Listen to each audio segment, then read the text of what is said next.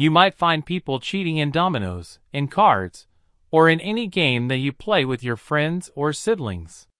But for someone to keep cheating in a game that has brought in profits of over $24 million, I must tell you that this is a true story. Let's find out what happened. Interval. The FBI is contacting 3 people from McDonald's: the Global Security Director, the Internal Legal Counsel, and the Head of Communications. They requested to know the reason, but the response was that they would find out once they arrive. The 3 went to the investigation office, and the investigators entered and began writing some names on a board in front of them, asking if they knew this person. Their response was decisive each time.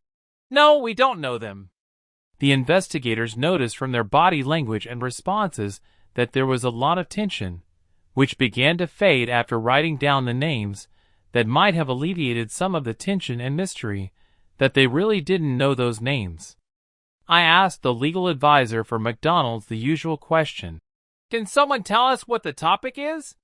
One of the investigators replied, "Here are some names of the grand prize winners in your promotional Monopoly games." The advisor replied, "What's the problem with that?" The investigator said, "You all know that the individuals whose names we presented to you are connected to each other. True, the names and titles are different, and from here he began to explain the nature of the relationship or friendship each one has. The 3 managers were surprised by the topic." The investigator continued, "If we calculate the numbers, the probability of any individual winning one of the major prizes, which can reach nearly $1 million, is 1 in 100 million. However, the probability of 3 individuals from the same family or a group of friends winning is 1 in 120 trillion. You could be a lucky family, and it might be a coincidence, but in my work, there's no such thing as coincidence." The promotion for the campaign was in 1987, and the idea of winning prizes through the game came 2 years later, in 1989. It is likely that the last 12 years have all been a scam. Here, the 3 managers began to think about the Monopoly game. Every time it was announced, sales would rise by up to 40%, a figure that had never been achieved in the world of promotional offers or in the retail sector. After 14 years, the McDonald's Monopoly game became widely known and turned into a pop culture phenomenon that influenced everyone. One of the images that stuck in people's minds was of the person winning while holding a giant cardboard check for $1 million, with all the media attention focused on them. What a scam that was!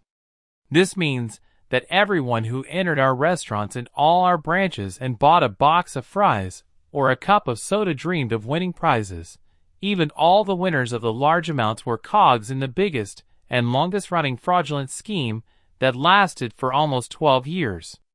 After the investigation concluded, they confirmed that the 3 managers had no connection to the matter, especially when the investigator asked a very simple question: what are the basics of the game? How do the scraps we peel off the potato boxes reach the company and then to the restaurants? Although the question was simple and easy, it's strange that the 3 of them couldn't respond because they had no idea about the internal operations of the game and didn't know anything about the largest sales supplier in the company. Their response was that we are a company that makes potatoes, hamburgers, drinks, and apple pies, and that was our main specialty. As for marketing, it wasn't our responsibility. But there is one piece of information that they knew, which is that the company is preparing for a new Monopoly game in about a month, and we need to cancel this matter. But the investigators asked them to continue with the matter so they could catch the perpetrators red-handed. The 3 managers were thinking about the scandal that would tarnish the company's name, the lawsuits, and all the problems that would arise and be revealed to everyone, and the damage that could be done to the company might be irreparable. The company is not obligated to participate in a secret operation with the FBI, and their best option was to withdraw and forget the whole matter. On the other hand, the company wants to know who is behind the operation, and whether it is someone from within the company. The three managers returned and relayed everything that happened to the company's executive director. They began discussing how the company wants to protect itself from potential negative publicity, especially after the random shooting incident at one of the McDonald's branches, where 21 people were killed and 19 were injured. To this day, it remains a mystery, and no one knows why he chose McDonald's to carry out his crime.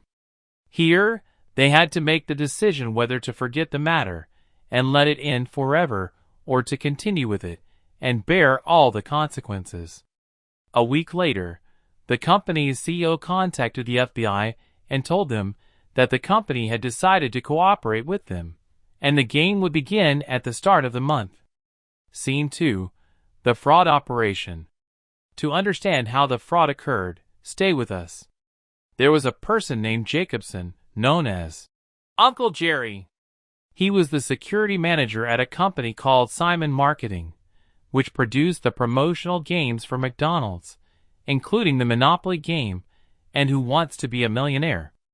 A person could win just by purchasing any product from the fries, soft drinks, or apple pie offered by McDonald's.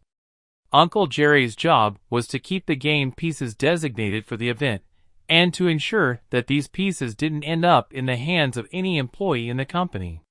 His role was to secure the game to the extent that he would carry it in a locked bag with a seal that couldn't be tampered with, and he would personally take the labels to the packaging center in every branch in any country. He was the one who was sticking them on the boxes and cups that went to the McDonald's location randomly chosen by the computer. And although he was the head of security, he was under continuous surveillance by an independent auditor who was monitoring Uncle Jerry from the moment he picked up the bag containing the winning pieces until he handed it over. In 1995, the company raised the prizes from thousands of dollars to a grand prize of $1 million. One time, the supplier mistakenly sent the set of seals used to seal the bags directly to Uncle Jerry. He didn't think much of it and was ready with the winning pieces, as well as the stamps and even the regular pieces he would replace. But he had another problem. How would the supervisor get to the place to open the bag without the supervisor noticing? The solution was the men's bathroom. While they were heading to the McDonald's packaging centers, he would go in the bathroom, change everything, and come out with the bag sealed and sealed.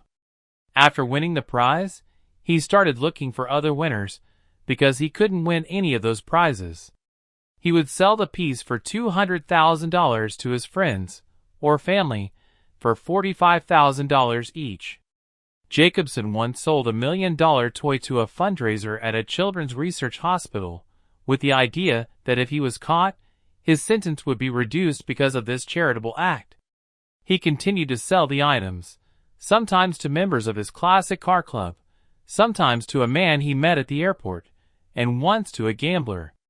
He was keen to create a network to help distribute the items to as many people as possible, but the problem was that they were selling them to their relatives. Falling into the trap, federal authorities noticed that most of the winners in the Georgia area were residents of Jacobson, and in Florida, where he had previously worked, he had originally served as a police officer for 4 years.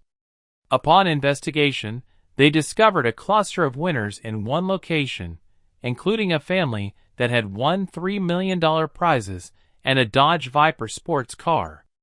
After the game was released in June 2001, in agreement with McDonald's and the FBI, all the suspects were monitored, including Jacobson, who was arrested in August 2001 with 7 of his accomplices on fraud charges.